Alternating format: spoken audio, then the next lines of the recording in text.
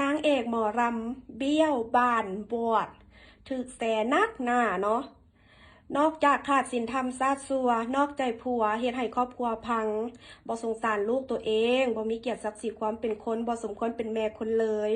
ยังถือคนในวงการละลายเพจใหญ่ๆแสนักว่านางนี่ต่อแหลจัดซากสร้างละครน้ำเนาเพื่อให้FCบ่มีสมองเขามาเบิ่งเขามาเพิ่มยอดวิวยอดเงินให้เนาะเป็นการหลอกลวงFCแล้วเนาะตอนนี้เขายังแสนักหน้าว่านางเป็นนางโมรากากีหลายผัวผู้หญิงถ้ามีผัวหลายคนมันบ่ผิดถ้ามีหลายผัวพร้อมกันมันโคตรบ่มีเกียรติศักดิ์ศรีความเป็นคนมันเป็นตาหน้ารังเกียจหลายเนาะ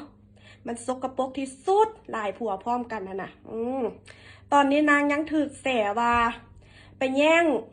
สู้แย่งแฟนแย่งผัวชาวบ้านมาอีกที่นางเอาเงินที่ผัวเก่าพาหาไปแต่งเอาควายใหม่มาได้หันควายใหม่มาแย่งควายของเขามาอีกเด้นนะตายตะกี้หลายคนก็สงสารถึกดามาเป็นปีหลายเพจใหญ่ๆกับบ่ว่าเพราะว่ายังหวังดีกับครอบครัวนางยังหวังให้นางหันปรับปรุงแก้ไขไปเสริมดังเสริมหอยแล้วก็พาลูกใช้ชีวิตแบบเลิศอ้อนผัวขอโทษผัวให้ผัวคืนมาเป็นครอบครัว